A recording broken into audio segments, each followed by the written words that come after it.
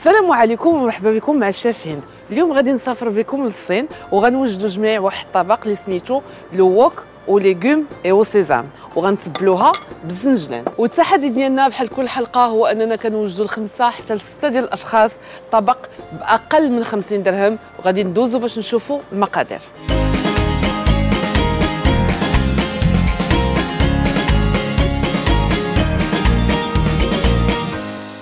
اليوم غادي نحتاجوا لهاد الوصفه ديالنا الزنجلان. انا غنوريكم شنو غادي نديروا به: بورو مكور، فلفله حمراء، شويه د بسباس، خيزو، بصله، البيض، الشعريه الصينيه انا سبقت وسلقتها، عندي الصوجا، هاد لي نوي قزبر ومعدنوس، عندي الملحه والبزار، الدريسات ديال الثومه، سكينجبير طري، وبطبيعه الحال زيت المائده. كاينين الناس اللي ما عندهمش هاد المقله اللي سميتها لو ووك اللي حنا كنسميو عليها هاد الطبق الصيني، غير مقله عاديه تكون ما كتلصقش، ماشي بالضروري تكون عندكم هاد المقله عاد نقدروا نوجدوا هاد الوصفات. غادي نبداو بزيت المائده، غندير البيض ولكن غنزيد عليه الثومه، شويه د القزبر ومعدنوس، غير شويه. البيض غادي نطفيو عليه العافيه في هاد المرحله هادي وهو مازال شي شويه خضر. غنرجع المقله ديالي فوق النار واخا يبقى فيها البيض معليش. زيت المائده وغنبدا في الخضار.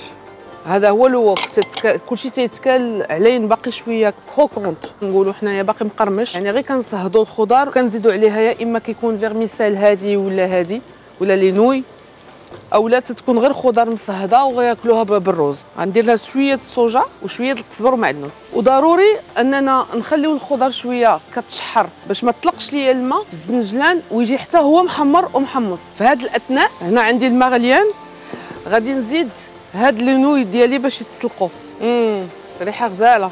دابا غادي نزيدو الزنجلان ديالنا، وكيف قلت لكم دائما لو ووك تيبغي تحرك. في هاد الاثناء غادي نزيد لا فيرميسيل اللي انا سبق لي سلقتها، غادي نزيد شويه ديال القزبر ومعدنوس.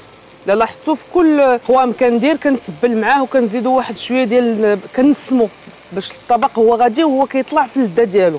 يا سلام. غنزيد البيض حتى هو. دابا غنزيد لي نوي. الطبق ديالي وجد، بقى لي غير نزيد له شويه الصوجا، وكيف قلت لكم في بدايه الحلقه سكينجبير طري، وغنشوفوا طريقه التقديم ديالو.